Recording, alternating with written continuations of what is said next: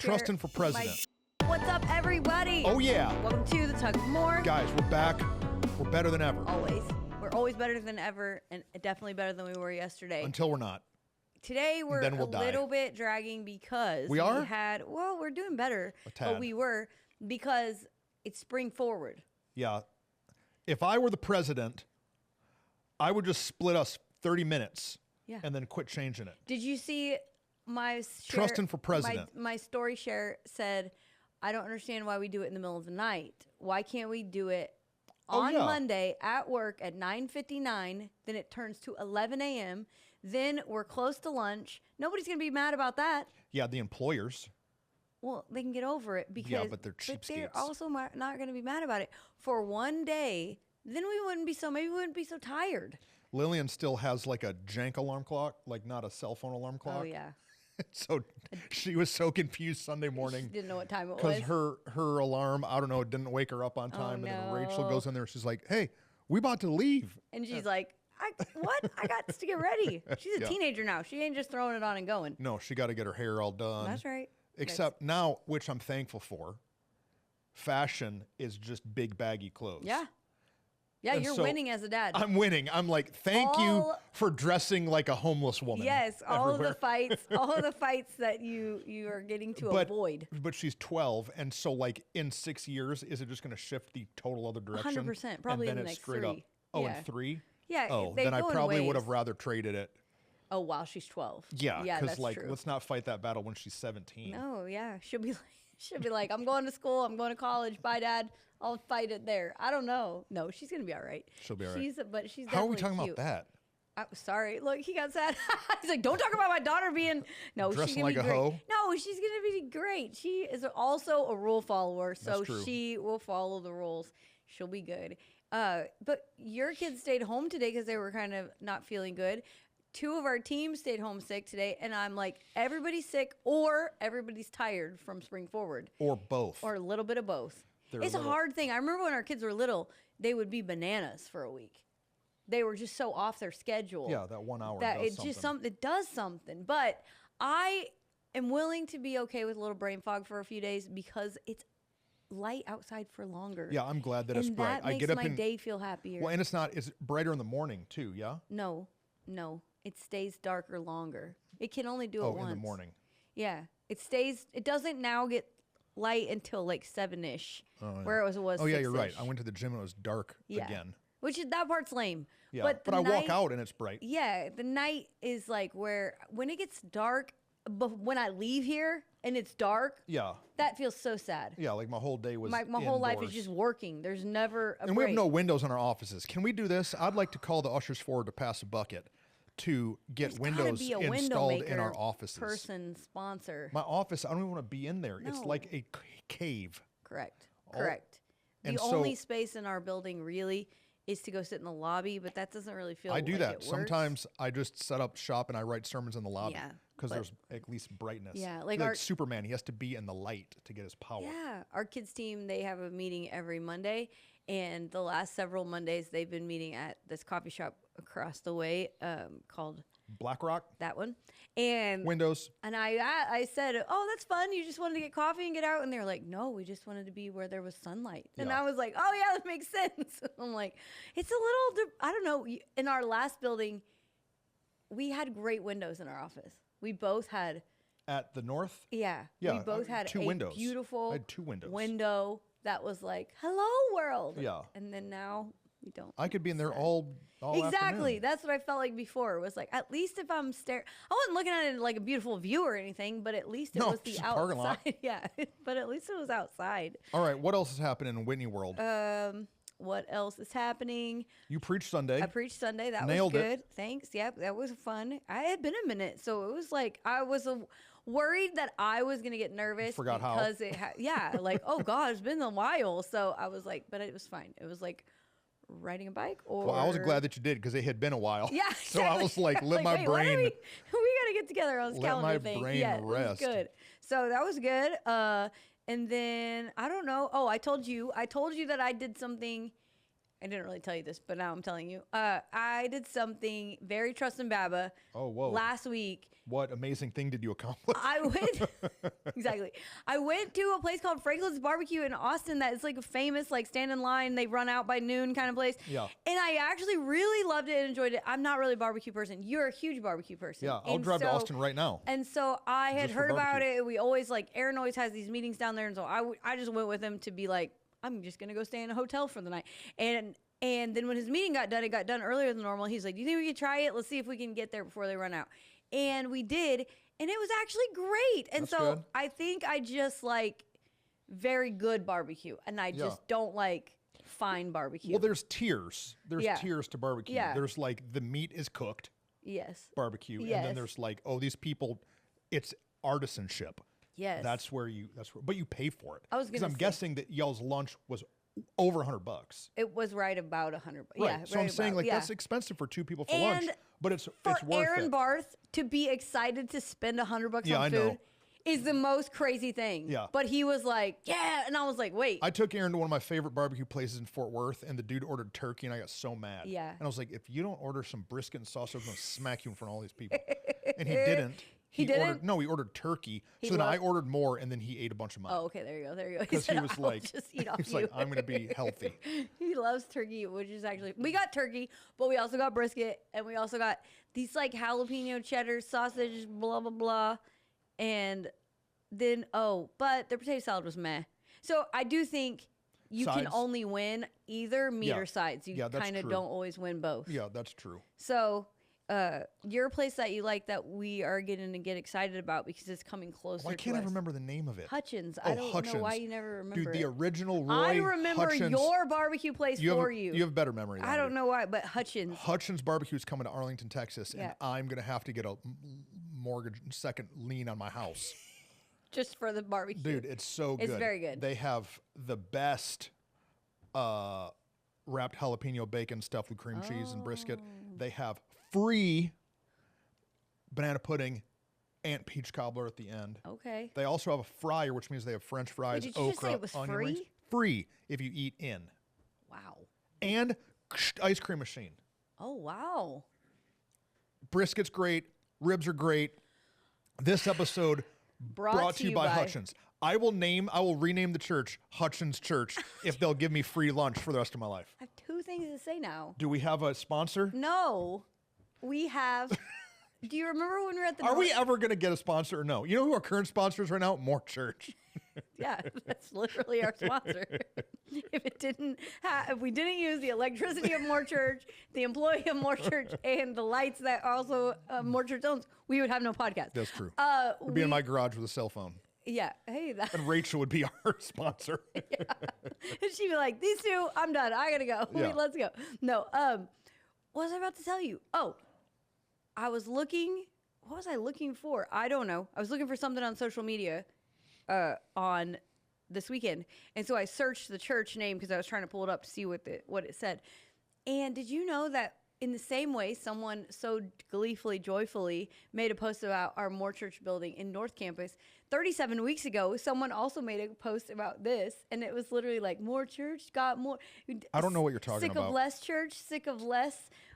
Your kids are less. You can sell them at the Goodwill next door and get new kids at More Church. And like they're mocking our church. It was like a guy mocking us, and I did not know it existed. I never saw it.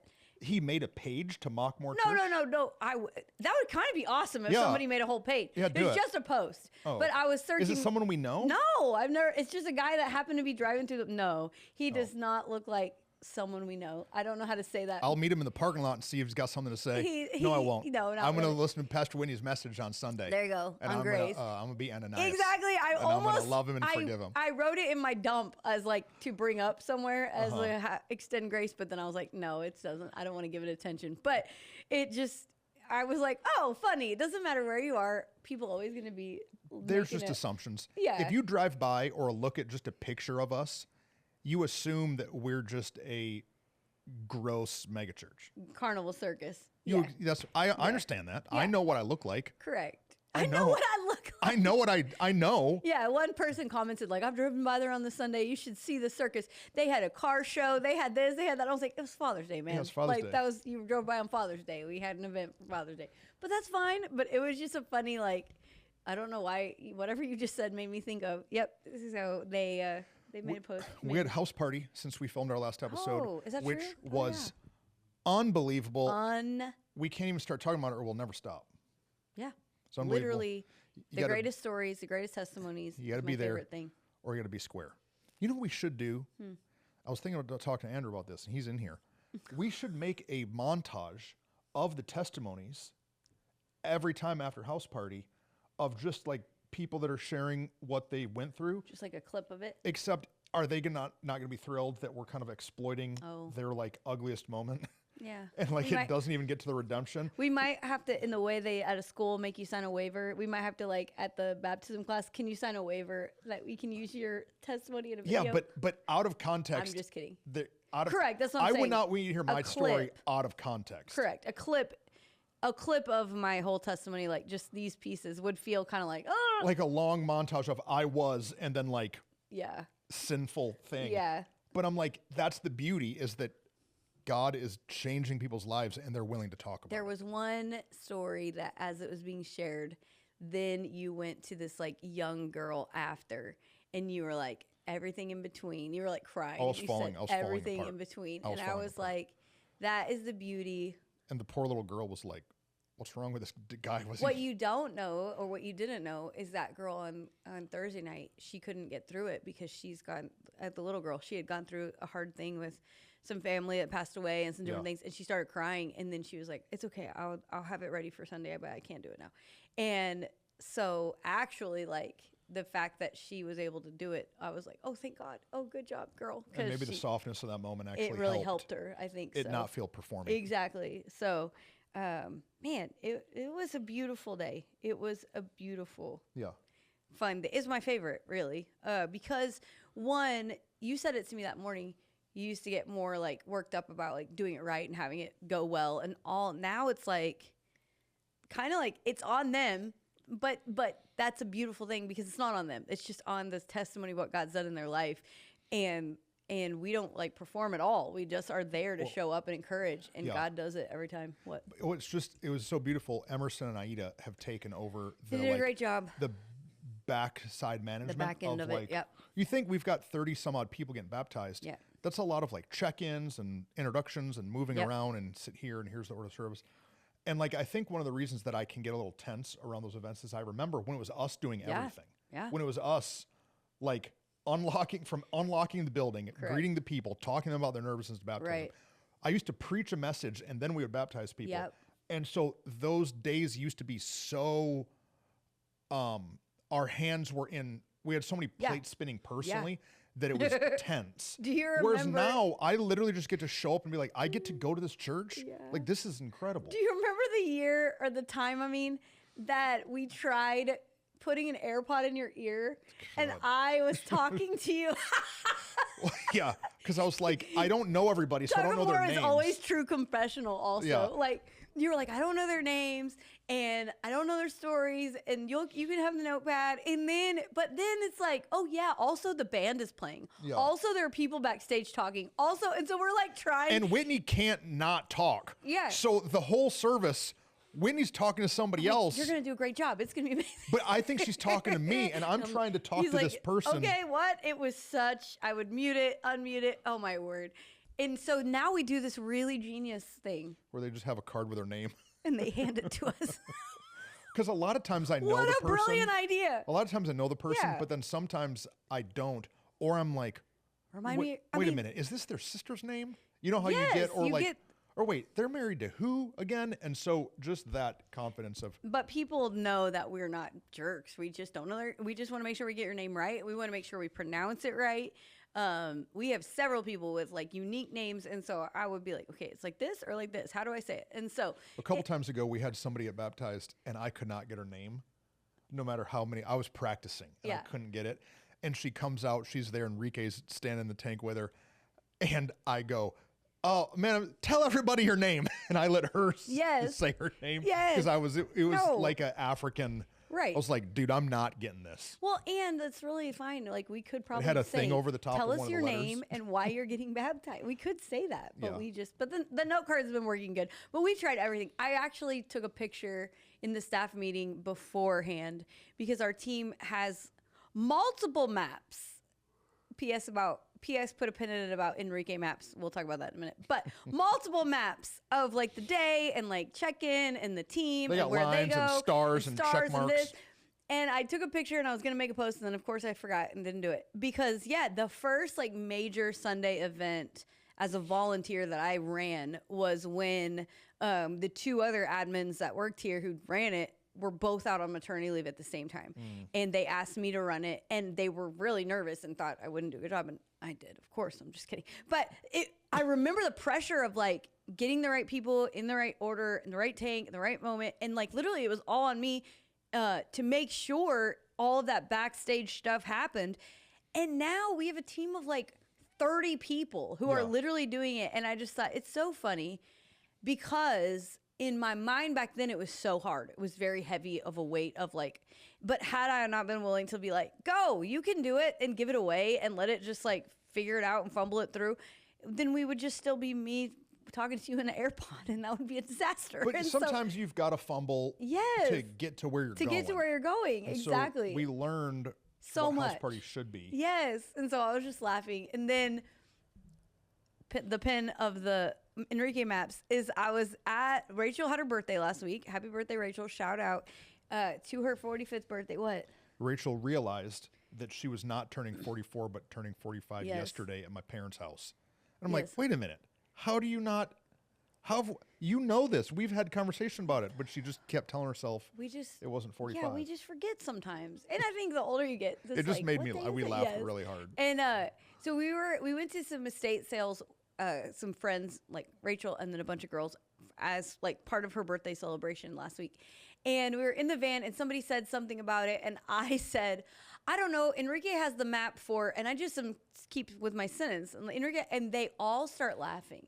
And I was like, what do you mean? And they're like, Enrique has a map for Enrique. And they're all like, Enrique has a map for everything. How come Enrique always is making a map? And they're all talking about their story of when Enrique handed them a map of something to do. And I started laughing because I'm like, I am so thankful for Enrique and his map making. But also what a funny thing that like, he's so good with it, but intentional with it, that everyone has a different experience of a map they've received. And then his wife is in the car, and I was like, does he give you maps at home? And she's like, yeah. He does. They're going on vacation, and there's maps she's for like, where he makes maps for everything. I'm like, oh, my word.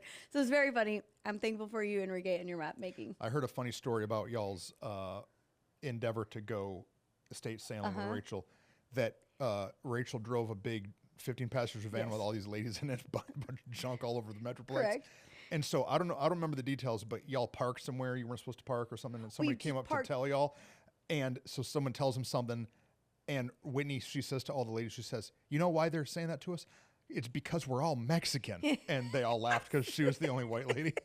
I said, do you think they're doing that because we're brown? And then they were all like, you're not brown. And I was like, oh, but we are brown, right? We are brown. Like by percentage. Collectively. I am the only one not brown, but percentage-wise, yes, you're right. Rachel came home and was laughing about that. It was very funny. Much. It genuinely, I was not making a joke. It genuinely came out of my mouth, and then I was like, oh yeah, but I belong, right? I belong, Andrew. Yeah, Andrew said I belong, so it's fine. Not unless she cooks you enchiladas, and then you're like, white. I named them white girl. She's white. I know that they're white, but it's okay. It's fine. Like tortillas, cheese, and sour cream. It's like, these are my enchiladas. Cream of chicken. It's like the creamiest white girlist thing. It's like a casserole. That's what I should call it. An enchilada casserole. Okay, what are we talking about now? Okay, so I want to get a new car at some point. I'm sick of my Ranger. But it's nice. I'll drive it. God, if you want me to drive it, I'll drive for another 10 years. But I would like to be able to go and get a new car. Yeah. And so I've been watching a lot of truck. I've been watching a lot of reviews on like different... Like Consumer Report type things? Consumer Report vibe reviews from people on YouTube. Yes. And you know what people do is they get a new car and has the new car smell or the new car feel, whether it's a new car off the lot or new to you, like a new to you car. Right. But you know what happens after 3 years is that new car turns into your old car. Yeah. I bought a new backpack not too long ago. And when I got this new backpack, I was treating it so nice. Yeah. I wouldn't put it in the bed of my truck. I would put it in the front seat. Oh. I would make sure that it didn't like fall down and get all dirty. Now, dude, I'll ratchet strap it to the hood if I need to. You don't even care. And it's only been 4 months. Like I haven't even had the backpack that long. Right. It's now just a tool in my life. And so I was thinking about how quickly we lose the feel of the luster of something being new. Yeah. And how that translates into our relationship with God. Yeah. And the danger of always thinking that we have to just feel like everything is new, exciting, bright, shiny, and new. Bright and shiny. And sometimes, and I think that's a part of our like consumerism culture. 100%. That we don't need new shoes. Right. Like I've got these shoes, these white Adidas that I wear all the time. And they have transitioned from stage only. I only wear them to preach in. To now, they're a little they're more Monday beat shoes. up. Now they're Monday shoes. I'm just like, whatever.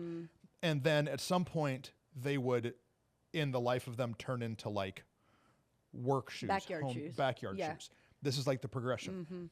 And that's what we do with everything. Yeah. Our brand new car, we quickly like lower the seats and start loading sheets of plywood in it. Because it's no longer new. It's no longer shiny and new. And then we think, oh, I deserve or I need, or for me to be happy, I need to get this new thing.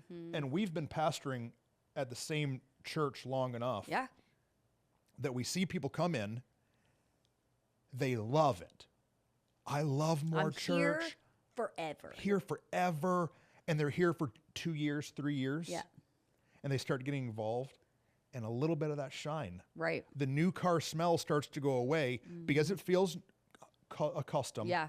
And because something happened. Right. Somebody rubbed them the wrong way. Something didn't go. Right. Maybe their favorite. And they think, you know what I need? I need a new car. I need to find the next shiny thing. I'm going to trade this one in and go get something different. Yes. And this idea, am I talking too much? No. This idea you're unpacking it. That's been in my head is because I've been studying the book of Acts, the New Testament church and the book of Acts, which has led to a bunch of great conversation with our staff team. But do you know, like in Corinth, there was only one church. Correct. I was going to say there's not there a wasn't, choice. It wasn't just like, oh, you know what? I don't like this Corinth church. I'm going to go to that Corinth church. There was one church in Rome. You know what I mean? Right. That's why Paul wrote Romans to the church in Rome. Now, it turned into overgrowth, different locations on different sides of the city, and then came this campus idea of like other bodies. And then other denominations. And then other denominations. And so now, in our consumerism culture, it's so easy to just pick the next shiny thing. Well, we have let's talk about it. We have so much choice now. Everywhere. When I was a kid, I ate the same lunch every single day. Bro. My dad actually was the guy who made our lunches, and he made them every day, and they were exactly the same. And the only time they were different is if you bought. Well, that, or if the assorted chips went on sale, and we got to buy the assorted chips. Tell me your lunch. I'll tell you my lunch. So my lunch was a turkey and cheese sandwich with mustard. Dude, what is happening right now? Okay. Usually Cheetos or Doritos. Okay. And then I was not really supposed to have sodas ever, but I would sneak them sometimes. Okay. This was when I was younger. In high school, that's what I would get a Pepsi every day. I was Pepsi girl back then. I'm Coke now, but go. What was yours? Hoagie sub. But a dessert. If I got a dessert. Yeah, what was it? I didn't always get a dessert, but sometimes if I got a dessert, it was usually the chocolate one with this white swirl. Swiss roll? No, the round one. With the white swirl? It had like a white line. Oh, the cupcake. The cupcake. Hostess cupcake. The Hostess cupcake. Okay, we're pretty close. Okay. Me and Whitney grew up on the other side of the country from each other. My mom would give me a hoagie roll. Okay. Turkey, cheese, No, I'm not really a dressing guy. So just turkey didn't and have cheese. mustard or ketchup, or not ketchup, No. mustard or mayonnaise? No, maybe she would put like some ranch in there. Okay. And then a chip, usually like a Lay's chip or like some Pringles. Okay. And then I would alternate between Nutter Butter and Fudge Round. But every day I would buy 2 milks. Okay. They used to call me 2 Milk Trustin. They called you that? No, but I was going by 2 milks, and so that was my lunch. That was my lunch order. Yeah. Unless I ordered. Unless they had the pizza or square. spaghetti day. Yep. I was down with spaghetti, and I don't know why. You were? Yeah, I like the spaghetti. My kids make me mad because they don't. If I make spaghetti at home ever, it's like the phone-in meal, and I'm like, same. No, I wanted school spaghetti. Oh yeah, but they hate. If I'm like, I love spaghetti. I will eat spaghetti. It's a phone-in meal. Why? It's good. Yeah, it's just boil it, leave. Okay, well, yeah, it makes me But sad. do you make meatballs or do you just throw meat in the pot? I just put meat in the pot. See, if you make meatballs, it's not. It's more love has went into the meatball. Right, I gotta learn. Pizza Square was my favorite. Did you always have the assorted vegetables on the side with a school meal? Do you remember that? It was like, why? Why do we need the vegetables? We don't need to eat them. Trash. Right. They weren't good. I like vegetables, but I want do not. square pizza dipped in ranch dressing. Exactly. Lunch. So, but back then, I don't know how we got onto lunch. Because it was, we started talking about, we only had very few decisions to make. Few options. Few options. And so then I'm just faithful now to my my 12-year-old will request chicken fried rice from the sushi shop. Right. And I'm like, wait a minute. I never got to ask. I went to 4 restaurants my whole life. Correct. Right. And so I'm just like the world and the consumer, like from a young age now, is totally different than choices than what we used to have. I used to own like 2 pairs of jeans. I had this many shirts. I knew what I could rotate through. Now it's like you go shopping, there's something available to you they now sell clothes at the grocery store. We're drunk with options. We're just consumed with. Okay, so how does that tie into this? It teaches us, I think, church hoppy or like next shiny thing mentality. I just think it teaches us, that there has to always be something new. It's like a thing on Instagram to be an outfit repeater. Started with that. What was that movie?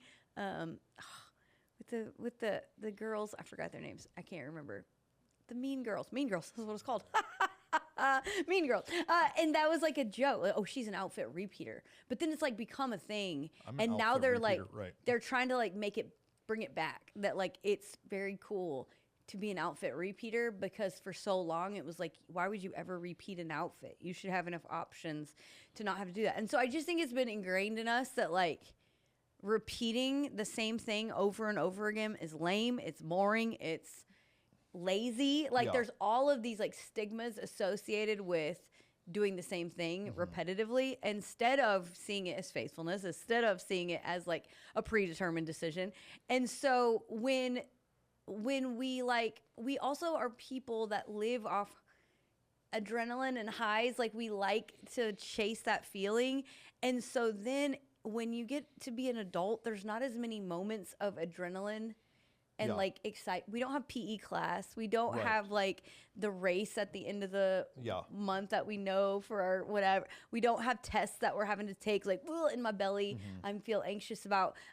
So instead, as adults, I think that there's times where we're like, I gotta shake it up. I got to do something. I'm just feeling the same. I'm feeling mundane. I'm feeling late. And so I think the easiest thing to do is to point to the things in our life that we're doing the same. And you're less likely to just change your job. You're easily likely to change your church. Right. Because we've been in ministry long enough at the same church to see people leave and come back.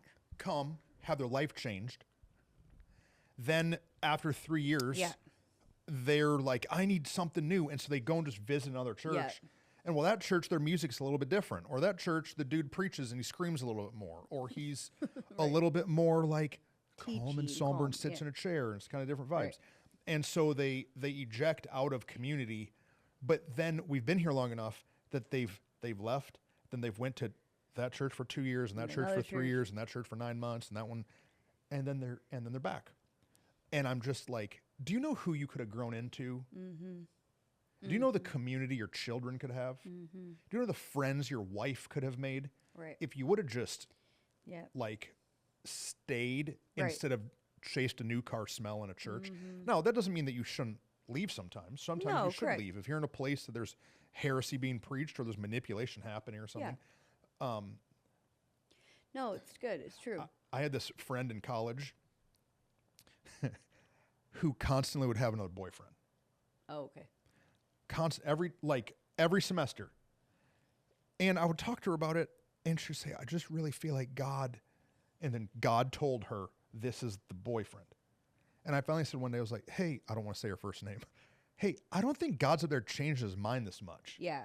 She's like, what are you talking about? And I started listing all the dudes that she had been boyfriends with. And I'm like, I don't think that God's up there just like Stop blaming it on God. changing his mind. And I think that You're sometimes changing your mind. you're changing your minds. And I think that sometimes we eject from things Right. and then blame God when God's up there like, I don't have nothing to do with this. Right. Right. It's just we want new car You smell. just are. What was the phrase you said when we were talking earlier? Antsy. You're just antsy. Yeah. We're antsy. We're just like, I feel like something needs to shake up. Well, I think that that's what happens in a lot of marriages too. Oh, for sure. Like the honeymoon runs out when? Yeah. Like I mean, for everyone, it's different, but like a Rachel year, and I 2 always years, 3 Rachel and I always years. say like the 4th month of marriage was the hardest. Yeah. Because like the honeymoon was like Yeah. all the way like Yep. over, and like now it's 4 months, and like Yep. the fresh, like now we've each gotten sick, and like Right. Right. I've quit like actually doing the dishes. You know what I'm Right. saying? And like you're like, oh crap. And then I don't know where it is, 2 or 3 years, Yeah. you realize like, You've settled into dude, kind forever, of a mundane like this dude's existence. patterns, this Right. chick's patterns are driving me Right. crazy. And so there was just a young couple that I did their wedding years ago, and they got divorced, and they came and talked to Rachel and I about getting the divorce, and we are like, don't do it, go to counseling, Right. it's not that bad. They didn't listen. They got divorced. They've both ejected out of the church. They've both gotten into new relationships, and the girl is already remarried. And Rachel showed me her Facebook page the other day, and she says, the best day of my life. And it's just another dude. And I'm like, you didn't learn anything. Right. And like, I hope and pray that for this young girl, that in 3 years, she's just not Right. leaving that dude. Right. But But at the same time, sometimes eject only feels good for like yeah. a minute, but you didn't really learn anything. Well, and I think And I'm not saying that to throw shade on you if you got divorced. That's not what I'm saying. No, it's no. just in this couple, in their in this, I was instance, going to say, in this instance, they had because you defaults that right. You met they're with them, gonna you hate learned anybody. The reason why they're getting divorced was simply obvious of, oh, the new car smell wore off. right. Oh, she's just not the cute girl at the club anymore. Now Right. she's your wife. Right. That you see take a poop sometimes. Like, Ugh. I know, but it's Yep. just real. Like, and so like the new car smell wears off of like, yeah, now we have to have a real conversation about insurance. Yeah, now you're annoyed. You have things you're annoyed with. Right. And the reason that you're not annoyed with the new girl at the club is because y'all don't have no bills. Right. You have no responsibilities. There's you no have fight. nothing. Right. There's nothing to do. And so it's So like, don't marry her. right. Because you're just going to be in Do the fights with same her thing. in a year. Exactly. But I think that our society is such that like we feel like, and in us is the tug for more, but we like displace that. We put it in the wrong place and like think, oh, I gotta have more here in this area, and it's like, yeah. What? Okay, we've leveled the problem. Okay. New car smell wears off on everything. Marriage, to Church. the car you drive, car the you bills drive. you pay, the Yep. church you attend. What do we tell somebody that something's starting to feel antsy? I think, I don't know. There's a whole list of things. Right. One of them, I asked a question that I'll answer myself. I think one of them is like, I don't know. Don't make the decision real quick. Right. Or like, don't bring God into something that he's not even on your side about. Yeah. I think me, you know me, I'm gonna dig deeper and go, what's the antsiness? Like there's something in you that's telling you what you have is not right, good enough, whatever. But it's usually circumstantial or not. No, it's usually not circumstantial. It's usually something deeper than that. There's usually something deeper that you are running from avoiding, not wanting to deal with. And that is actually the thing that is making you feel so antsy, but you're just looking at these outside reasons of why. Because the car is a great example of like, for people who like constantly need a new car, it's like, but why? What is it? And is it an insecurity that you don't measure up? Is it that you think you deserve something the best, shiniest, and newest, and then you compared to someone else, and now the comparison game made you feel like, is it because when you get the new car, you're like, this is the greatest car. I'm going to have this forever. I'm going to drive this. It's so functional for my life. But in 3 so years. functional for my family, whatever. But in 3 years, it's not good enough anymore. Well, what's the real root of why you're feeling that? Is it because the car's a lemon and you're having taken the shop all the time? Okay, let's talk about that. But is it more, oh, I just noticed that like so-and-so's been driving this fancier, bigger, whatever it is.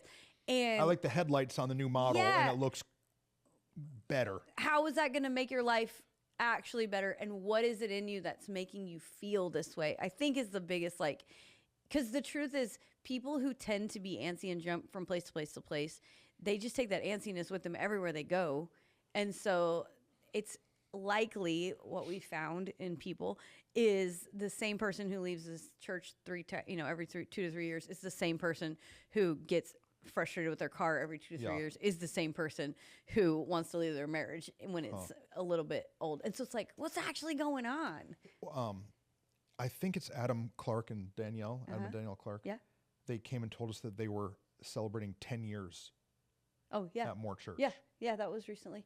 And then the Hales, Andy and Christy Hale, came and told me, I don't remember what their year was, but it was a lot. It was like maybe the same. Yeah, it was very close. Years. And so is, and I'm like, that's amazing. Yeah.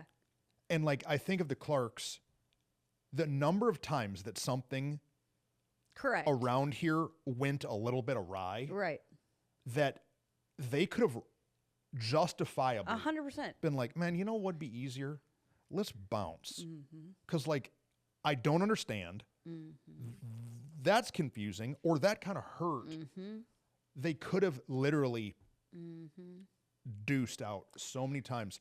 But there was a, I don't know, we should have him on and interview him and ask him why. I don't know. There's a maturity or something, or there was like a, you know what Adam's good at is like empathy. Seeing all the angles. Yeah, seeing the angles. The empathy of like, oh, they're people. There's their perspective. Here's this perspective. Right. And I'm like, dude, the fact that now Tessa is growing up, I can say they don't care, right? No, that she's here and planted and is like allowed to be run around doing a bunch of stuff. Yeah. Wouldn't be the case if they just eject. Well, they're willing to do hard things. And I think that for some people, the jump around is just like, there's this other, like when you dig deeper, I'm like, there's this other area in my life that's hard. And so I don't want to have to deal with anything else hard.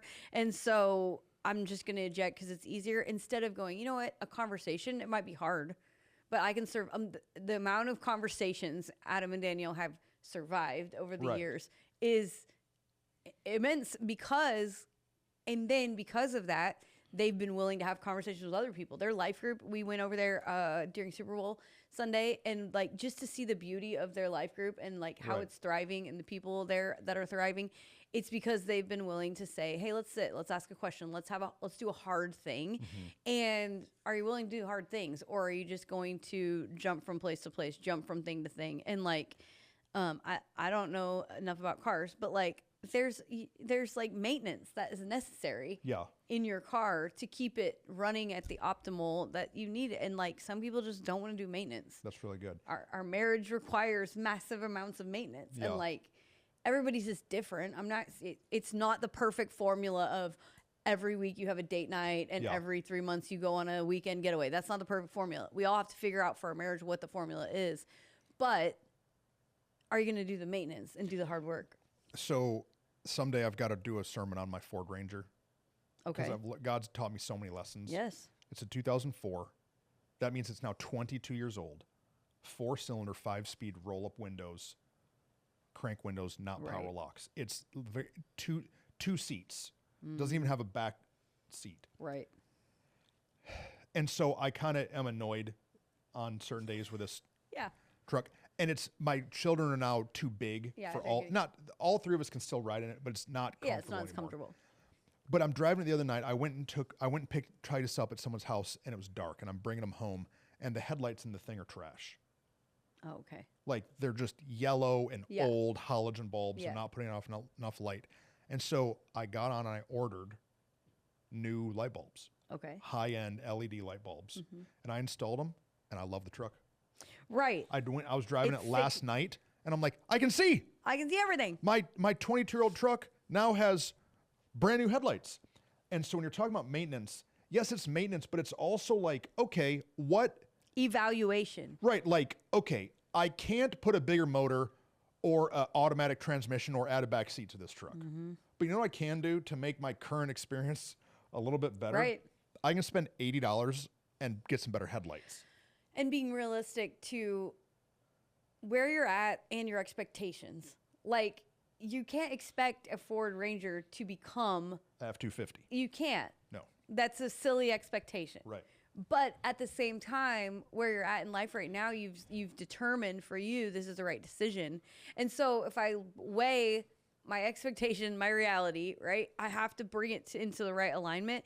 And we are unwilling to do that sometimes in marriage. It's like I have these expectations for where my marriage is going to be, and yet where it is, I'm unwilling to see that that's unreasonable to my life when when I first married my husband, he was a pilot. It was unreasonable for me to expect him to be home for dinner every night when I knew I married a pilot who was going to be traveling. Right. That was unreasonable expectation.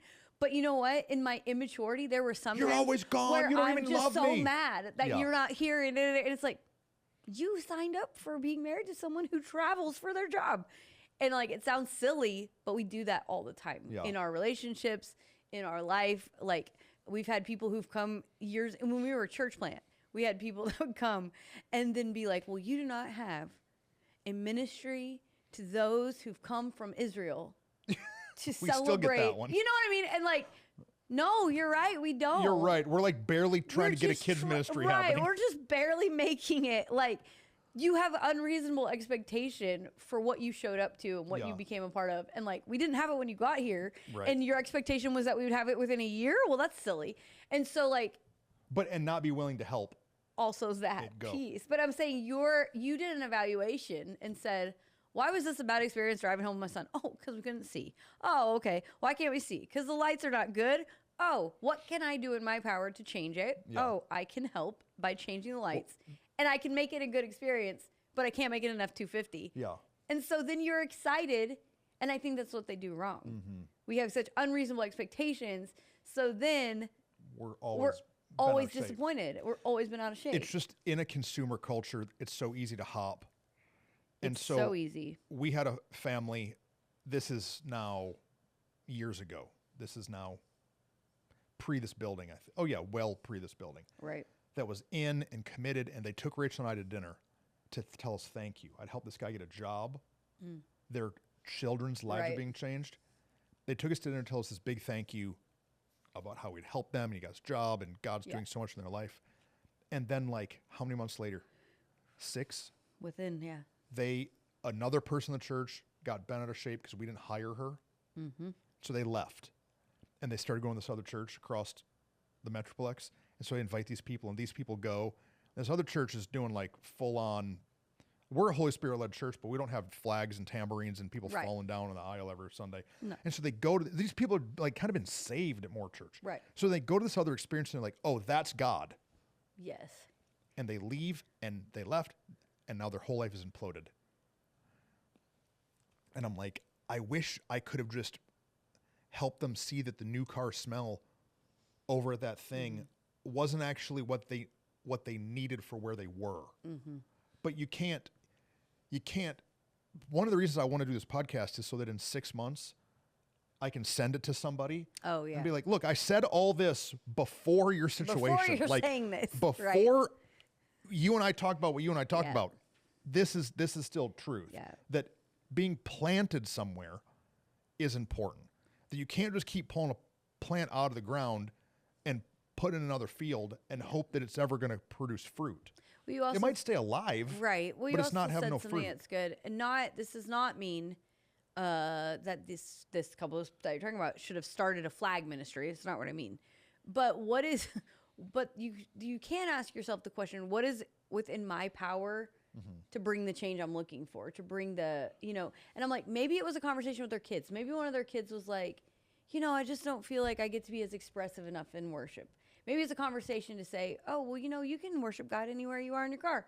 It's just like, what is the thing that's, I don't know how I'm trying to say it. Like, I feel like for that example, there probably was just a couple of small things that kept coming up in a conversation. Right. And instead of just like going, oh, where do I have in the power of myself to bring the change that's needed?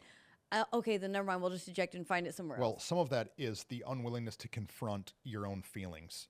Oh, yeah. And call your feelings is not in charge. Right. Because, yeah, you might feel that, but Yes, that doesn't mean that's reality. Worship, the best, right? get this, isn't feelings. Yeah, correct.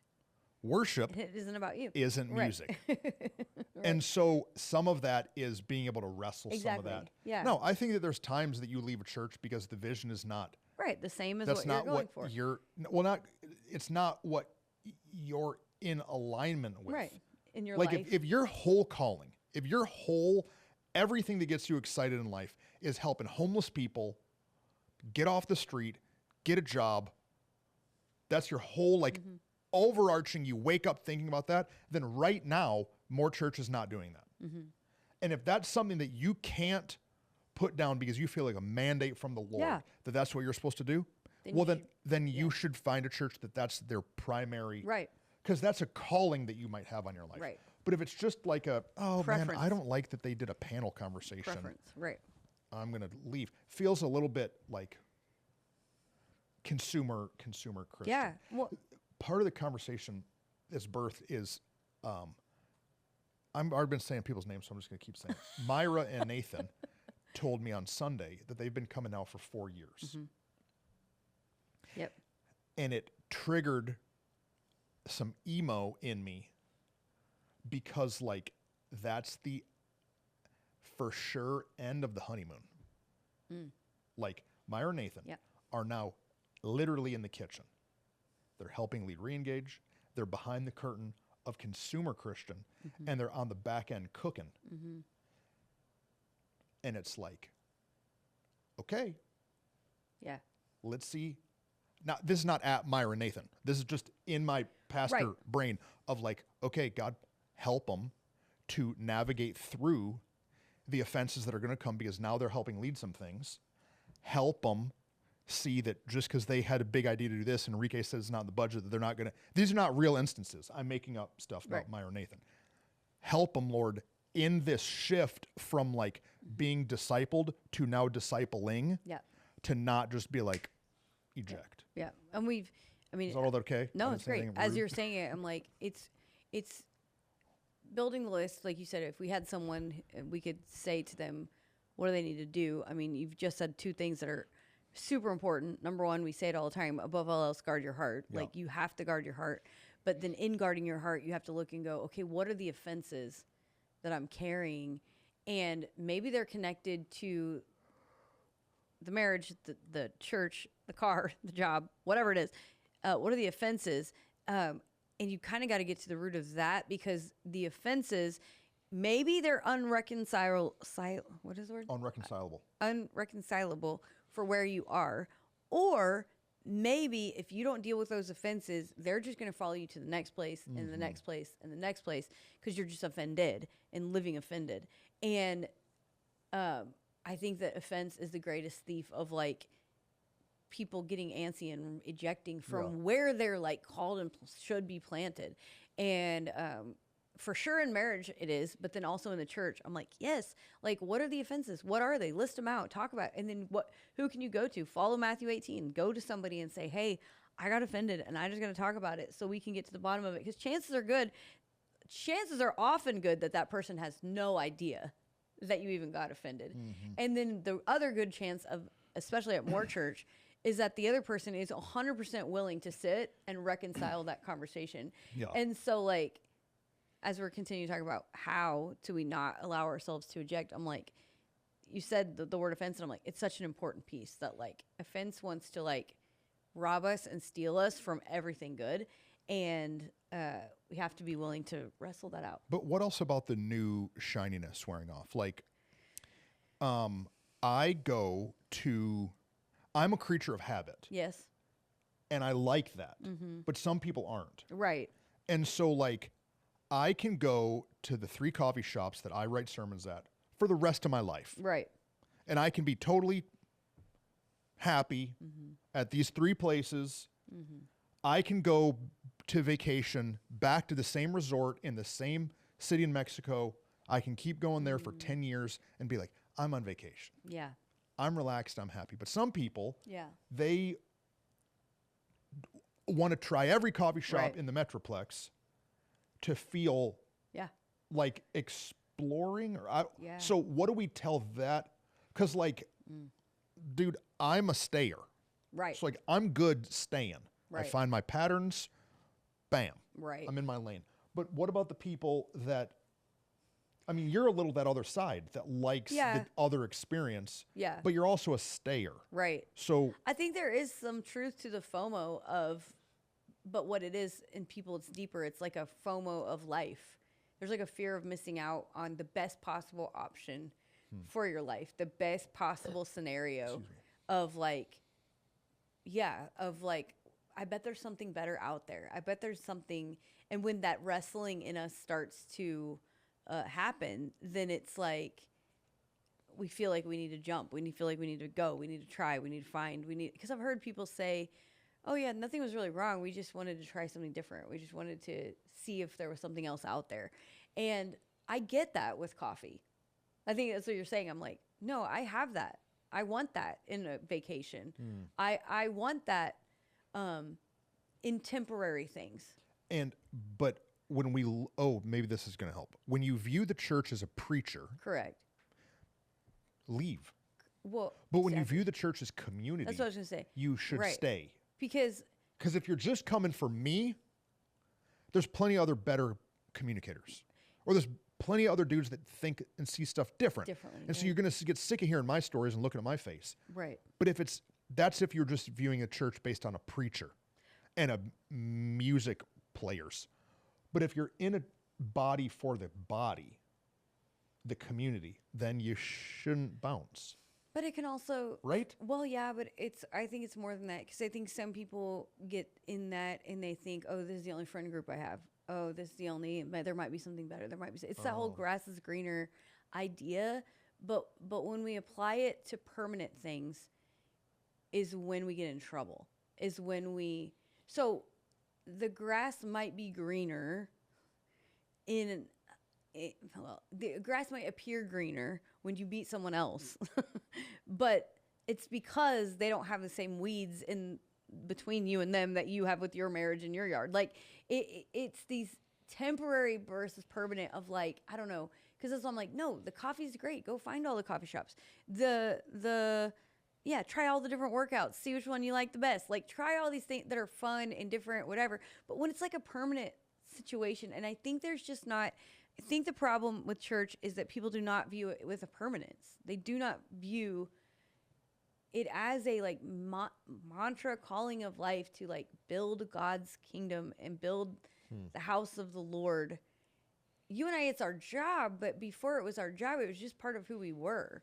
And so what I truly believe with all of my heart, because I did it for years, and you did it for early parts of your years, but what I truly believe with all my heart is if, like, tomorrow it became against the law to receive a paycheck from a religious organization, you and I would go get jobs, but we would still be preaching on Sunday. We would keep building God's church. Like, there's just nothing in us that wouldn't. And if for some reason we couldn't even do the current jobs, preach, teach, lead that we're doing, we would still be fully invested wherever we were building God's church. And I think that it's just a mindset of like my marriage. We literally said when we got married, we will not get divorced. Right. This will not happen. And so every decision we've ever made as it relates to maintenance on our marriage is with the understanding of investment that we're not changing. Yeah, I'm not changing you, like as a partner. I'm not just going to trade you out. We will not trade. It will not end. It's you and me against the world forever. Not against the world, but you know what I mean. Against forever.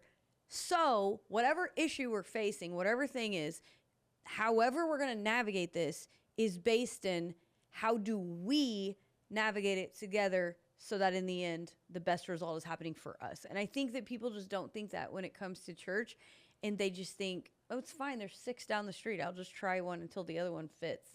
Instead of seeing it as the investment. Yeah. And I don't know. And it's hard in our seat to not take that personally. 100%. But it's not personal. Right. I'm learning. Yeah. It's not personal. In the same way they go to a different coffee shop, they're just going to a different church because I'm just their Jesus barista. Right. And like, if they like somebody else's coffee, but that's a discipleship issue in them. And so we're doing this really weird thing at More where we're trying to like disciple and hope they still adhere. Yeah. And don't get offended in the discipleship. Right. Because discipleship is essentially only offensive. It's like, no, don't live like that. Live like this. Well, we've said it before, but it feels like we've gone through this like full, not only offensive, full of moments of conflict. Yeah. Of sharpening. Of sharpening. And like we've said it a bunch, like it feels like we've gone through this iteration of like cleaning the slate and starting again and like building again. And like, and now we're in this like season where it's felt like this before. And so I think we're both a little terrified because it's felt like this before, but yet it's totally different than it was before. And so it's like, now we have a whole group of people that I believe are like, I'm fully invested. I understand the calling and the purpose and the plan here is to build God's church, not to build my preference. And when you can make that shift, then it's not as easy to want to go and try somewhere else and be somewhere else. And some of these people have been here long enough to see people come and go, and they're starting to see, oh yeah, when it gets hard, I better not go anywhere because I'm just going to end up coming back 10 years later, just stuck back in the same place. Instead of moving into More. And so like, I'd love to sit down with the guy who took the picture of More and is sad about it because I'm like, no, More is such a good, it means so much to us of why it's a More church. And like, if you really want more, a guy came on Sunday, Aaron met him in the lobby after service, and he said, I went to your Matlock building, and when you went to the Pig, I didn't follow you, and I should have. And he said, I started going to a little church that has a lot of campuses that's right off 287, and because it had a similar name as your name at the same time. Of course. And he said, and then a couple weeks ago, I just had this realization, I'm just checking a box. I have not done any growth, any investment, any attempt at building God's kingdom. I've not done. Why did I stop going there? He's 5 years down the drain and probably has no new community. No. And he said, and so I'm back here, just going to start over, I guess.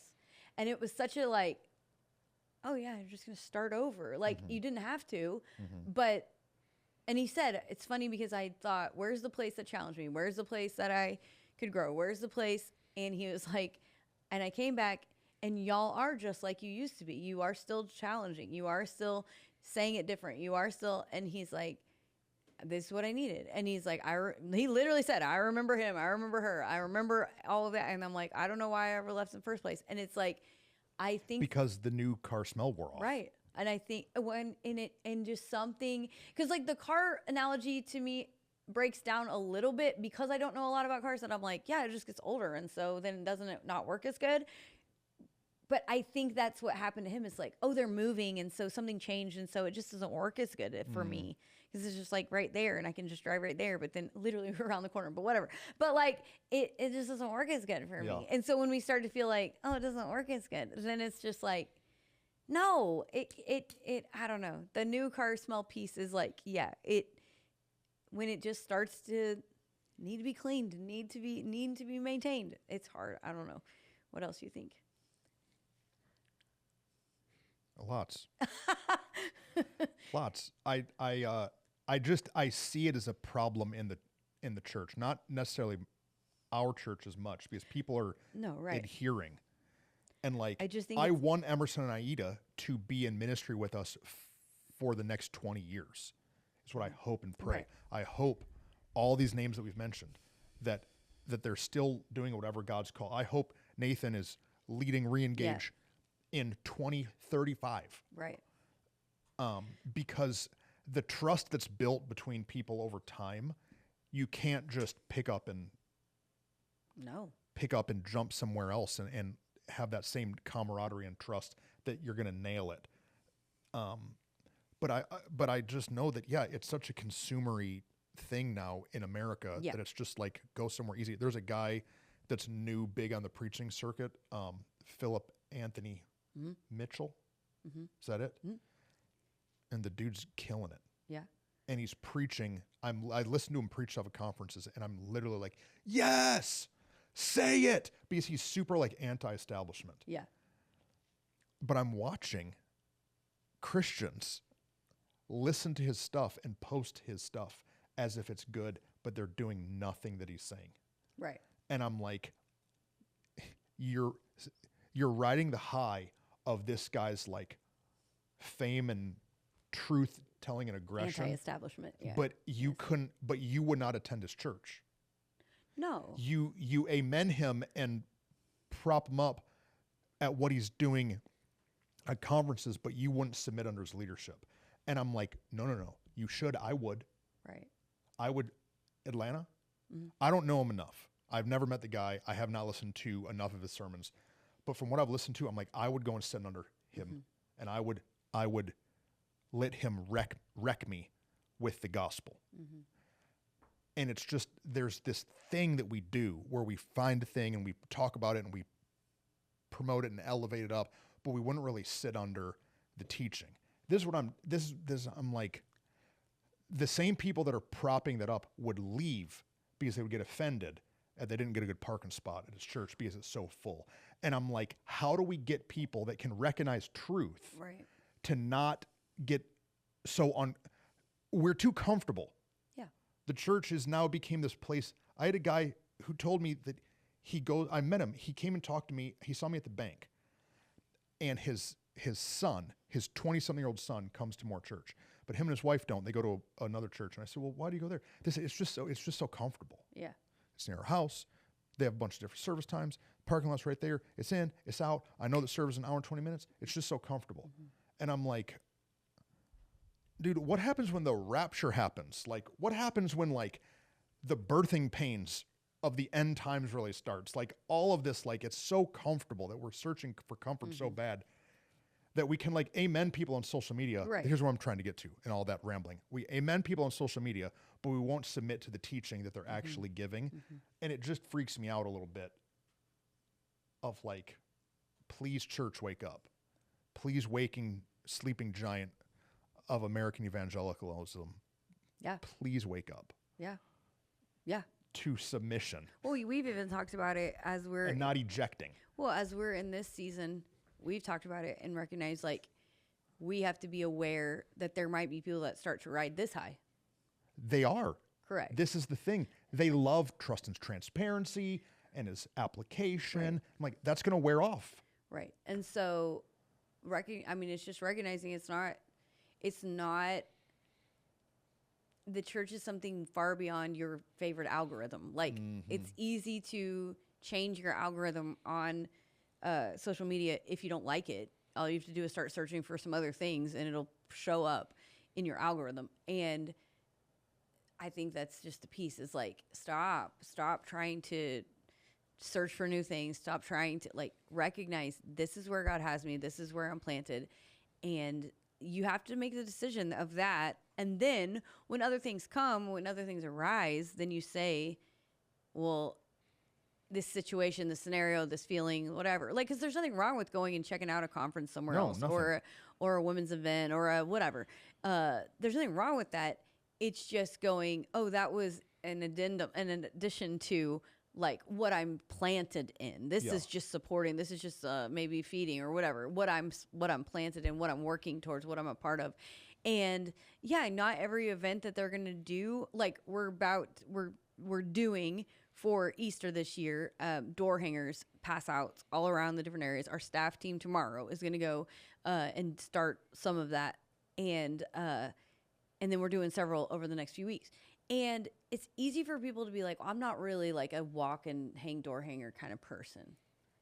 So I don't really want to do that and be involved in that. And like, well, you got real excited about the last 3 things we did, but now this one thing you are not super excited about. So you can make a decision to say, I'm going to lean into it anyway because this is what my church is doing. I'm going to be a part of it. Or I don't really like that. So you know what? I wonder if we're really in alignment. I really wonder if and it's like the stupid vegetables on the pizza tray at our school lunch. It's like, yeah, but that was part of a healthy, balanced diet. That's why they gave it to me. And like, I didn't want it, but I probably needed to eat it, you know, like, and so recognizing that like, it's not always going to fit your preference.